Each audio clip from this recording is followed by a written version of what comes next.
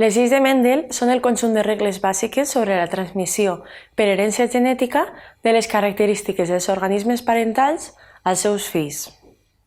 Aquestes regles bàsiques d'herència constitueixen el fonament de la genètica. La primera persona que va estudiar la genètica va ser Gregor Mendel, un monge que va viure en el segle XIX i que es dedicava a barrejar les plantes de pèsol per a veure com passaven les característiques dels organismes parentals als seus fills, és a dir, generacionalment. Les lleis de Mendel en són 3, però, abans d'endinsar-nos en elles, repassarem una sèrie de conceptes clau. El genotip és la informació genètica que tenim els éssers vius a les cèl·lules, és a dir, la dotació de gens o al·lels que presenta una espècie o un individu concret. Aquest determina com va desenvolupar-se l'individu. No obstant això, l'expressió d'aquesta informació genètica no actua en solitari, sinó que es barreja amb la informació que reben de l'ambient. Ambdues informacions, la genètica i la de l'ambient, actuen en conjunt i és el que entenem com a fenotip. Així, no és suficient la informació genètica de les nostres cèl·lules per a que s'expresse una determinada característica. Quan parlem de característica, ens estem referint en els animals al color d'ulls o el to de pell, per exemple. Però també en les plantes podem parlar de diferents trets com el color de les fulles, el color de les flors o la mida de les arrels. Aquestes característiques també reben el nom d'al·lels. Les 3 lleis de Mendel expliquen i prediuen com van a ser les característiques físiques, és a dir, el fenotip d'un nou individu, i anem a veure una per una què estipulen.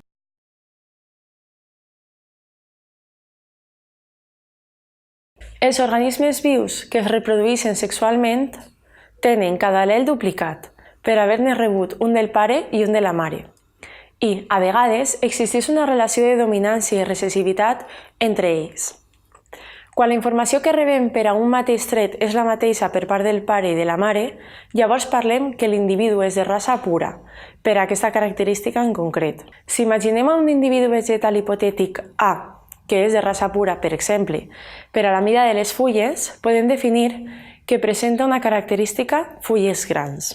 Com que és de raça pura per a aquest tret, té els 2 al·lels, el del pare i el de la mare, que dictaminen que ha de generar les fulles grans. Ara imaginem un segon individu B, amb les mateixes característiques, però en aquest cas per a fulles menudes. A més, imaginem que la característica de les fulles grans és dominant sobre una de fulles menudes. Doncs bé, si es reprodueixen els 2 individus A i B, que són ambdós de raça pura per al mateix tret, el 100% de la descendència en comú d'aquests presentarà les fulles grans. Això és així perquè tots els individus descendents rebran un al·lel de A i un al·lel de B. I com que la informació de fulles grans domina sobre fulles menudes, sempre desenvoluparan les fulles grans, a pesar de contindre també, genèticament, la informació que dictamina que s'expressen les fulles menudes. Per tant, Mendel estableix que si es creuen 2 races pures per a un determinat caràcter, els descendents de la primera generació seran tots iguals entre si, fenotípica i genotípicament, i iguals fenotípicament a un dels progenitors, el del genotip dominant.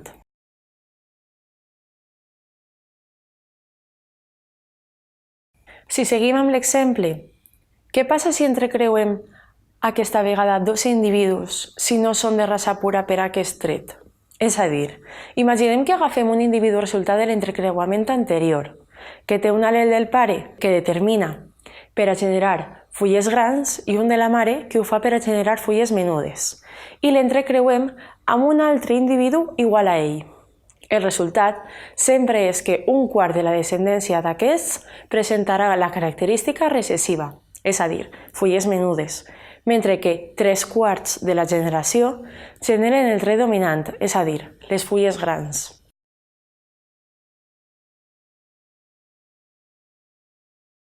Una vegada clara com és l'herència genètica per a una característica, Gregor Mendel es va interrogar sobre què ocorria quan entrava en joc una altra.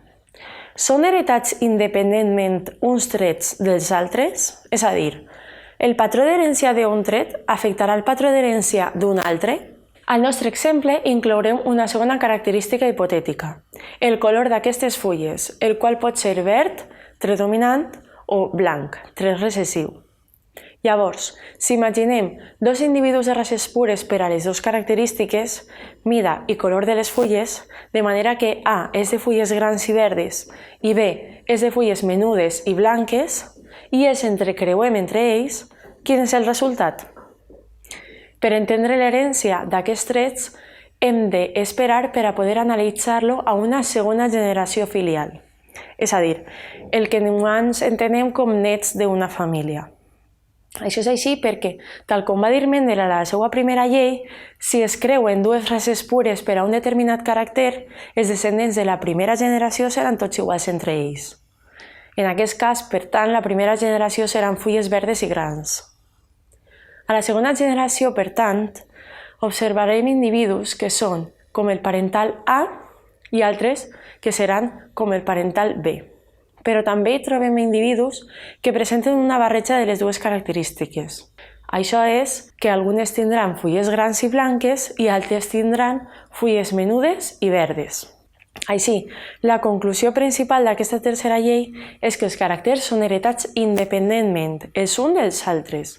No existeix relació entre ells. Per tant, el patró d'herència d'un tret no afectarà al patró d'herència d'un altre. Aquestes tres regles bàsiques d'herència constitueixen el fonament de la genètica. El treball realitzat per Gregor Mendel va ser publicat en l'any 1865 i 1866, malgrat que va ser ignorat durant molt de temps fins a que van ser redescobertes en el 1900.